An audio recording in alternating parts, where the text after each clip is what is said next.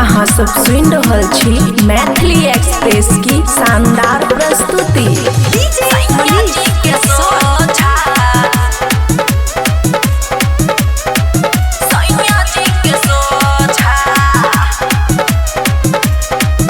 खुशी recording studio बलुआहा।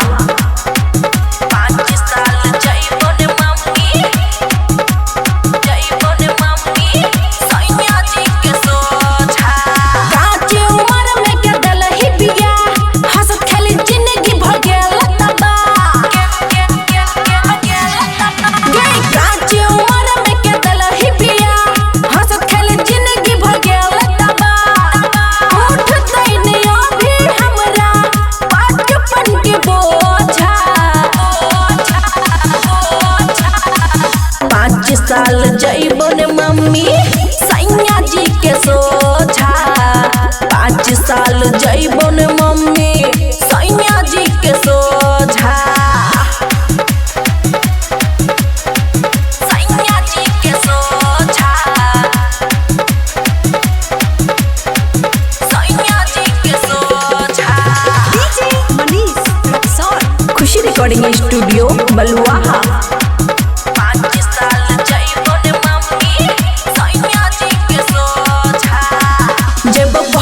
घर मोट छौ बड़ी बड़ डर लागे छो हमरा गे, देखी ओकर शरीर और हमर शरीर लागो गाँव के ढकरा गे, गाँव के ढकरा गे। जब कहबर नहीं घर मोट छौ बड़ी बड़ डर लागे छो हमरा गे, देखी हमर शरीर और ओकर शरीर लागे गाँव के ढकरा गे।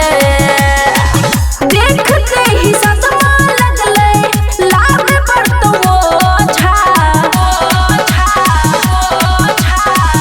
5 साल जइबन मैयो सैया जी के सोझा, 5 साल जइबन मम्मी सैया जी के सोझा। डीजे मनीष रक्सौल। सैया जी के सोझा जइबन मम्मी सैया जी के सोझा। खुशी रिकॉर्डिंग स्टूडियो बलुआहा। राइटर रोशन दीवाना बनो अगुआ के नाना हमरा नहीं देखल कौगे, चुप रहियो जे हम लागे रहो शरम तबे मनमा निकल कौगे, मनमा निकल कौगे। राइटर रोशन दीवाना बनो अगुआ के नाना हमरा नहीं देखल कौगे, चुप रहियो जे हम लागे रहो शरम तबे मनमा निकल कौगे। खुशी के साथी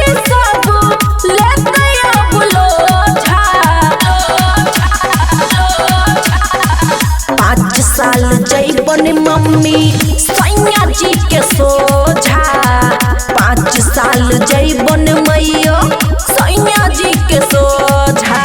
कांच उम्र में के दलही बिया हंसत खेल जिंदगी भर गेल तबा, उठ दैनियो भी हमरा बचपन के बोझा। 5 साल जइबन मम्मी सैया जी के सोझा, 5 साल जइबन मम्मी सैया जी के सोझा। खुशी रिकॉर्डिंग स्टूडियो बलुआहा।